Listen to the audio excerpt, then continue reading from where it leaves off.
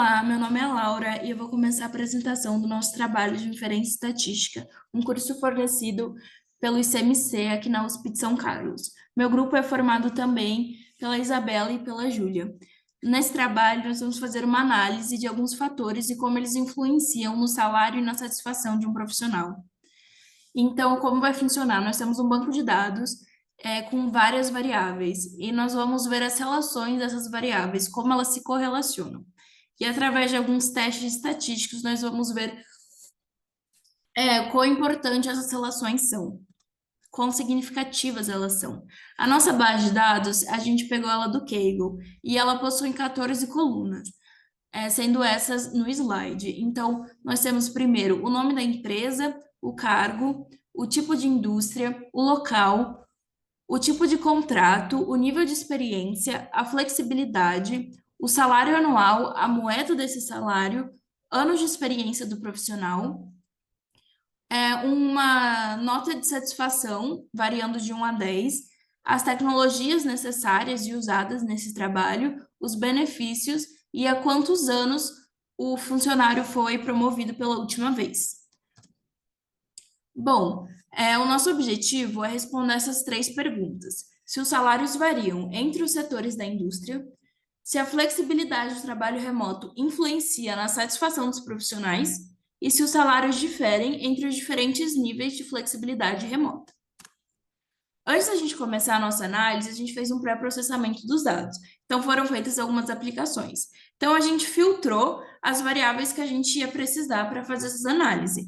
Então, das 14 variáveis, a gente vai usar, a gente não vai usar todas, né? Então, a gente vai ficar só com 4 colunas. A gente também fez a tradução dos nomes. Como a nossa base de dados estava em inglês, a gente passou para português para facilitar a representação.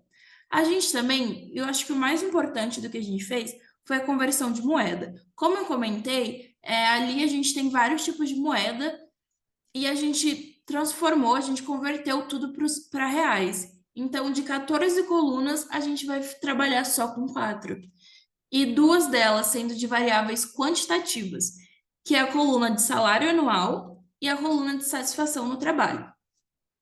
Além dessas colunas, a gente vai ter as duas de variáveis qualitativas nominais, que é a de tipo de indústria e a de flexibilidade remota. Depois desse pré-processamento, a gente pode começar a nossa análise. Meu nome é Isabela e agora eu vou falar um pouco da análise descritiva dos dados e como a gente conduziu esse projeto. Para começar a análise, a gente trouxe aqui as medidas resumo do salário anual e da satisfação do trabalho. A média salarial é em torno de R$ 551 mil, mas com um desvio padrão bem alto, aqui de 402 mil, que indica para a gente que os salários são bem variados entre os profissionais.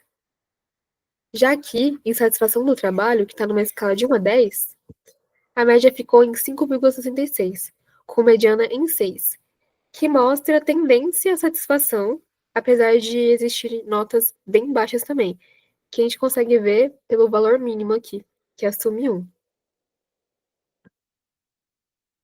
Foram utilizadas também visualizações gráficas para investigar a distribuição dos salários e de satisfação de acordo com os setores da indústria e os níveis de flexibilidade remota. Quando olhamos o gráfico de salário por setor da indústria, vemos que os boxplots mostram diferenças bem visíveis. Os setores de mídia e tecnologia, por exemplo, concentram salários mais altos, enquanto saúde e varejo têm medianas menores. Mas apesar da diferença nessas medianas, ainda existe uma grande interseção entre os grupos que pode sugerir não ter, que pode sugerir não ter diferenças tão marcantes entre esses salários. Mas só vai conseguir confirmar isso um pouco mais para frente com os testes estatísticos. Aqui, à esquerda, a gente faz a comparação dos salários de acordo com o tipo de flexibilidade no trabalho.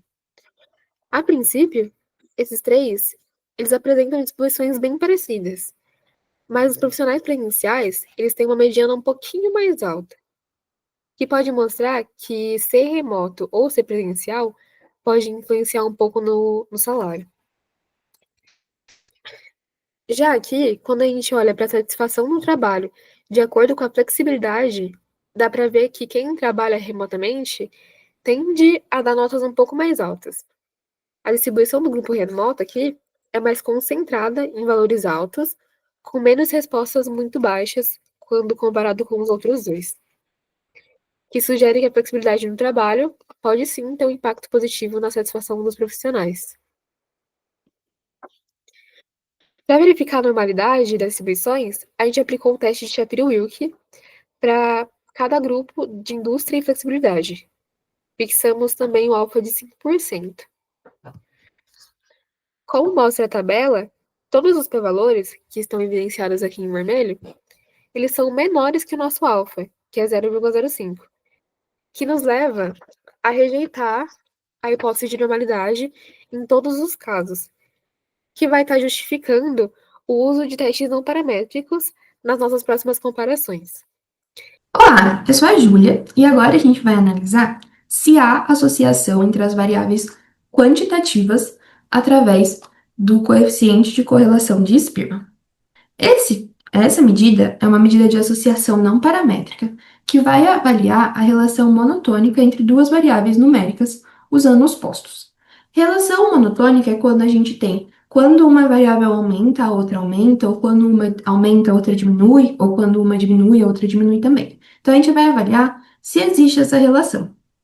Essa relação não precisa necessariamente ser linear, e também os postos, eles vão ser a posição do valor quando a gente coloca o nosso banco de dados ordenado. Bom, para as nossas hipóteses, a gente vai ter a hipótese nula de que ρ é igual a zero, ou seja, de que não há relação entre essas duas variáveis, ou contra a hipótese alternativa de que ρ é diferente de zero, ou seja, que há relação entre essas duas variáveis. Aqui está o cálculo da nossa estatística de teste. E para calcular o ρ, que é a nossa estatística de teste, a gente precisa da diferença entre os postos das duas variáveis e do número de pares de dados. O ρ ele vai variar entre -1 e 1. Quando ele for 1, significa que os postos são parecidos nas duas variáveis.